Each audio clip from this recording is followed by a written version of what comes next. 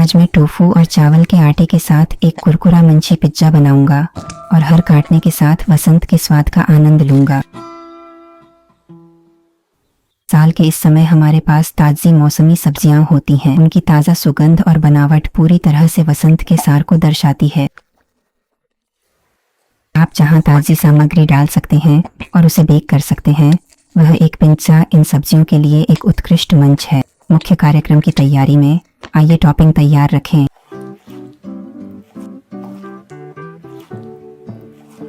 Rapeseed फूल, शतावरी और बांस के अंकुर। इन वसंत सब्जियों में मौजूद कड़वे घटकों से सर्दियों में जमा हुए अपशिष्ट को हटाकर विषहरण प्रभाव डालने की उम्मीद की जाती है। दूसरे शब्दों में, आप अपने शरीर को पोषण देने के साथ साथ पिज्जा का आनंद भी ले सकते हैं। मैं पहले ही बहुत सारी सब्जियां इतनी उत्साह के साथ काट चुका हूं। क्या ये सभी पिज्जा बेस पर फिट होंगे? जैसे ही मैं पिज्जा का आनंद लेता हूं, मैं इसे सोडा से धो देता हूं। और क्या कमी है, इसे बनाने के अलावा करने को कुछ नहीं बचा है। मैं वसंत ऋतु के लिए विशेष रूप से कुछ घरेलू स्ट्रॉबेरी सोडा बनाने जा रहा हूँ। यह वर्ष का वह समय है जब स्ट्रॉबेरी के पूरे पैक उचित मूल्य पर 300 येन या उससे भी कम की रेंज में बेचे जाते हैं। फिर एक अनुभवी हैंगर की तरह वह एक खंभा खींचता है और स्ट्रॉबेरी का एक पैकेट टोकरी में रखता है। हालांकि मैं आमतौर पर स्ट्रॉबेरी का छोटी मात्राओं में आनंद लेता हूँ, लेकिन इन छोटी तीखी स्ट्रॉबेरी को मैं बिना किसी संकोच के खा सकता हूँ। इस वसंत में सुगंधित और गहरे लाल स्ट्रॉबेरी उन्हें डेजर्ट के लिए एक आकर्षक विकल्प बनाते हैं। चीनी एक प्राकृतिक परिरक्षक के रूप में कार्य करती है और इस स्ट्रॉबेरी सिरप के साथ आप लंबे समय तक इस मौसमी स्वाद का आनंद ले सकते हैं। जब आप थोड़ा सा नींबू का रस मिलाते हैं तो यह गाढ़ा हो सकता है और इसका रंग खराब होने से बच सकता है, जिसका आपको उससे मिलाने तक एहसास नहीं होगा। यदि आप स्ट्रॉबेरी को चीनी के साथ ऐसे हिलाते हैं कि उनकी सतह खरोंच लग जाती है, तो आपने एक उत्कृष्ट बनावट के साथ गूदापूर्ण सिरप प्राप्त किया है। कच्ची गंध और अम्लता को कम करके स्ट्रॉबेरी एक फल से एक मीठे व्यंजन में बदल जाती है। आज मैं सबसे सरल विधि का उपयोग करूंगा। जबकि माइक्रोवेव चाशनी बनाने में व्यस्त है, आइए आगे बढ़ें और आसान और स्वास्थ्यवर्धक पिज्जा आटा तैयार करें। जब कोई रसोइया सख्त बने टोफू को कुचलता है तो मुझे हमेशा थोड़ा झिंझक होती है, लेकिन यह मैला मिश्रण सही आटा बनाने के लिए सबसे तार्किक सामग्री है। इसका आधा हिस्सा चावल के आटे से बनाया गया है, जो पिज्जा को बाहरी रूप से कुरकुरा और अंदर से चबाने योग्य बनाता है। भले ही मैं हाल ही में गेहूं में कटौती कर रहा हूं, मैं हमेशा अपने पसंदीदा पिज्जा का आनंद लेना चाहता हूं। आटा गा रहा है, भले ही यह ग्लूटेन मुक्त है, फिर भी यह चबाने योग्य और फूला हुआ है। जब आप आटे के टुकड़े पर थोड़ा सा जैतून का तेल छिड़कते हैं तो उसमें जान आ जाती है और वह लचीला हो जाता है। इसे सिर्फ चम्मच से मिलाने से अच्छे से एक साथ बांधते हैं। इसे अपने हाथों से धीरे धीरे मसलें, जैसे कि आप खेल खेल में किसी बिल्ली की मुक्की मार रहे हों। जब मेरे पिताजी काम से घर आते हैं तो मैं उनकी कंधों को थपथपाता हूँ। अल्प संवेदनता सी दिखाने के लिए आप ज्यादा बल प्रयोग करने से अपने हाथ का दबाव न डालें। आप ये बीटा हुआ कि यह पिज्जा के आटे की तरह एक साथ हो रहा है, तो पहले पहल यह बहुत कोमल महसूस होता है। टबास्को ये एकमात्र मसालेदार मसाला नहीं है जो पिज्जा के साथ अच्छा लगता है। इसमें जापान का राष्ट्रीय धन्यूजु काली मिर्च की कमी है। साइड में सर्व किए जाने वाली मेयोनेज तीखापन कम कर देती है, लेकिन युजु काली मिर्च की तीखी और चटपटी सुगंध को प्रस्तुत करती है।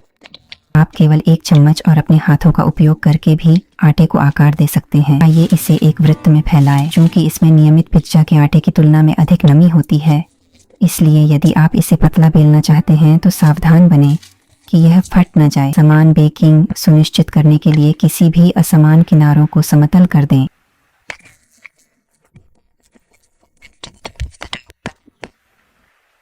उम्र के हिसाब से इस समय का वर्ष में न केवल खेतों में बल्कि समुद्र में भी अच्छी फसल हो रही है।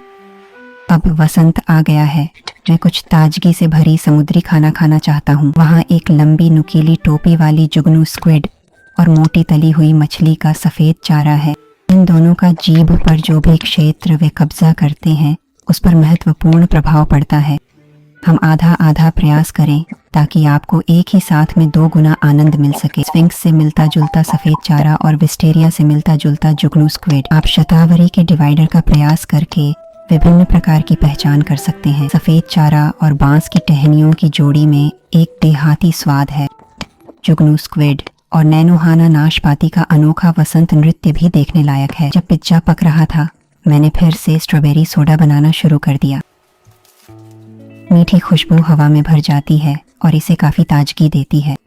मुझे स्ट्रॉबेरी कैंडी या गुलाबी पेय देखकर बहुत उत्साहित होता हूँ, लेकिन किसी का भी इस प्राकृतिक उत्पाद के लाल रंग के सामर्थ्य का सामना नहीं कर सकता। सिरप को उबालकर जैम बनाने के लिए या स्ट्रॉबेरी पल्प को डेसर्ट पिनीजा में बदलने के लिए आपको एक नई भूख दे सकता है।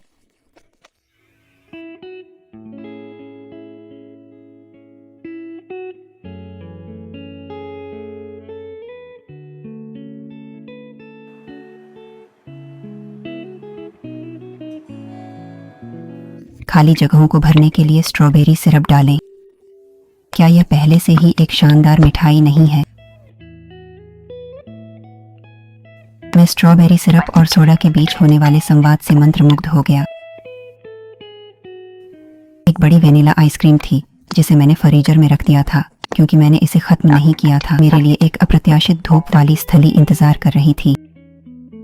स्ट्रॉबेरी और वेनिला आइसक्रीम, जो आमतौर पर अलग अलग रास्ते चलते हैं, सोडा के लिए दौड़ते हैं।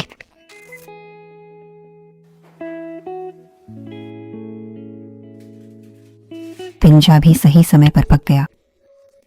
तैयार खाना खत्म करने की जल्दबाजी कोई बुरी बात नहीं है।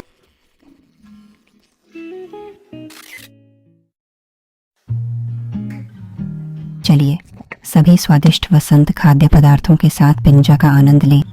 शतावरी को एक गाइडलाइन के रूप में उपयोग करते हुए सबसे पहले आटे को 2 बराबर हिस्सों में विभाजित करें। यह ताज़ा पका हुआ है और यह लगता है कि यह जल रहा है, लेकिन मैं अपना मुंह गर्म खाने से भरना चाहता हूँ। समृद्ध जुगनू स्क्विड और अत्यधिक सुगंधित नैनोहाना एक दूसरे के स्वादों से टकराते हैं और प्रधानता की ओर बढ़ते हैं। मैंने गर्मा गर्म पिंजा खाया, भूल गया कि मेरी उंगलियां जल रही थीं।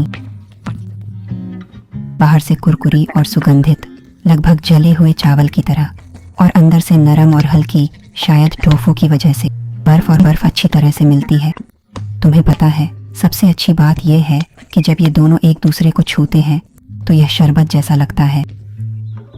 हर बार जब आप इसे पीते हैं तो आपको स्वाद की छवि बदलती हुई प्रतीत होती है। हालांकि गर्म पिंजा मेरा इंतजार कर रहा था, फिर भी मैं इसमें पूरी तरह से खो गया। पिंजा खाने से पहले पनीर को त्रिकोण की नोक से खींचना सबसे अच्छा मनोरंजन है।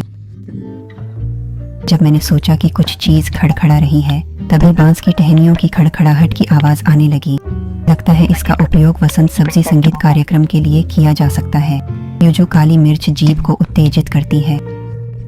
आपने एक मजबूत व्यक्ति की तरह आज बहुत अच्छा काम किया है, जिसकी जीभ लचीली होती है। कई बदलावों की आरतू के दौरान मैं आज अपने मूड को निर्धारित करने के लिए वसंत सामग्री पर आधारित हूँ। जहाँ तक की बात है, लालची होना ही इसका सही जवाब है। यह वसंत के आशीर्वाद से भरपूर दोपहर का भोजन था।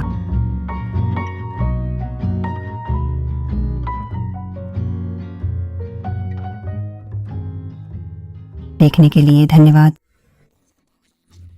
अगर आपको पसंद आया तो कृपया चैनल को सब्सक्राइब करें।